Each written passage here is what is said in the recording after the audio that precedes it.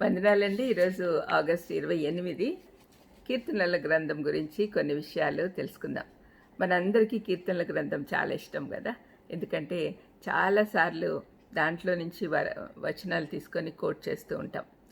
కీర్తన 145:21లో నా నోరు యెహోవాను స్తోత్రం చేయును, శరీరులందరూ ఆయన పరిశుద్ధ నామమును నిత్యము సన్నతించుదురుగాక.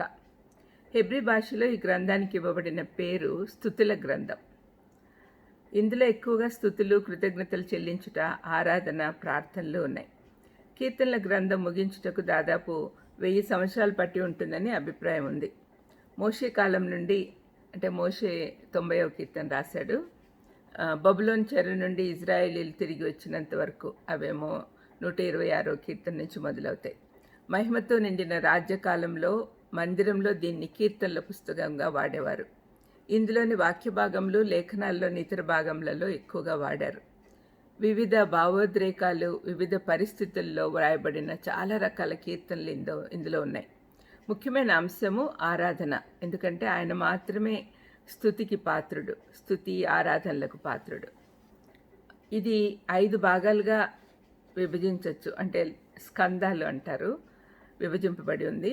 1 నుంచి 41 వరకు ఫస్ట్ స్కందము, 42 నుంచి 72 వరకు సెకండు, 73 నుంచి 89 వరకు, 90 నుంచి 106 వరకు, 107 నుంచి 150 వరకు.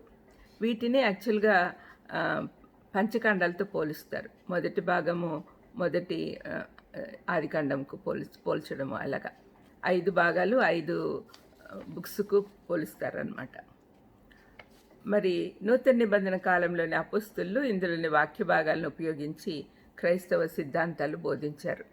కృప ద్వారా పాపాలు క్షమించబడుట, దేవుని విశ్వాస్యత, మానవులందరి పాపస్థితి, సంఘంలో అన్యులు చేర్చబడుట, దేవతలు ఉన్నారన్న ఆలోచన, పరిశుద్ధులు ఏ విధంగా ప్రవర్తించాలి, ఇలాంటి సిద్ధాంతాలన్నీ ఈ గ్రంథంలోని వచనాల ద్వారా బలపరచబడ్డాయి.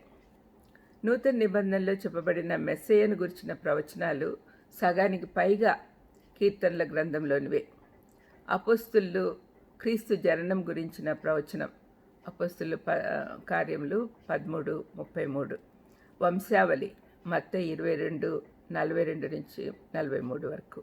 ఆయన ఆకాంక్ష యోహాను 2:17. ఉపమాన రీతిగా చేసిన బోధ మత్తయి 13:35.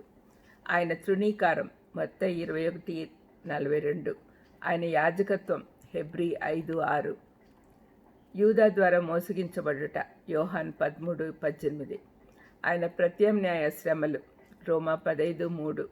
ఆయన మహిమతో కూడిన పునరుద్ధానం అపొస్తల కార్యం 2:25 నుంచి 28 వరకు. ఆరోహణము అపొస్తల కార్యం 2:34. ఆయన రాజ్యపాలన 1 కొరింథీ 15:27. ఇంకా ఆయన పరిచర్యలోని కొన్ని అంశాలను గురించి కీర్తనల గ్రంథం నుండి చూపించారు. అంటే కీర్తనల గ్రంథం ఎందుకు అంత ఇంపార్టెంట్ అంటే, ఈ కీర్తనలు రాసిన కీర్తనకారులు వాళ్ళు దేవుని ద్వారా వాళ్ళకు తెలియపరచబడి అవి ప్రవచనాత్మకంగా చెప్పారు. ఇంకా కొన్ని భవిష్యత్తులో జరగబోయే సత్యాలకు సూచనాత్మకమైన నీడలు, కొన్నేమో నేరుగా చెప్పబడిన ప్రవచనాలు. ఇవన్నీ మెస్సయ్య గురించి చెప్పినవన్నీ సరైనవే అని ప్రభువే స్వయంగా చెప్పాడు లూకా 24:44లో. అవి తన గురించే అని కూడా ప్రకటించాడు. యేసయ్య కీర్తనకారుల భక్తి, ప్రేమ, నిన్ను అర్థం చేసుకునే విధానము, అర్థం చేసుకుని ఆ విధంగా మేము కూడా ఉండాలని మా కొరకు ప్రార్థించండి అని మనం ప్రభువును ప్రార్థించాలి. ఎందుకంటే కీర్తనకారులు స్వానుభవంతో రాసిన కీర్తనలు ఇవి.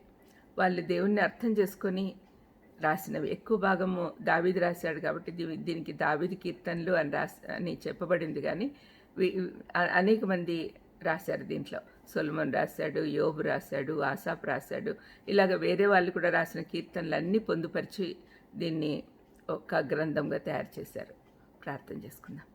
తండ్రి యేసునాయనా, కీర్తనల గ్రంథం చదివి మేము మిమ్మల్ని ఏ విధంగా స్తుతించాలి, ఆరాధించాలి అనేది నేర్చుకునేదానికి సహాయం చేయమని యేసుక్రీస్తు నామమున వేడుకొంచున్నాను తండ్రి.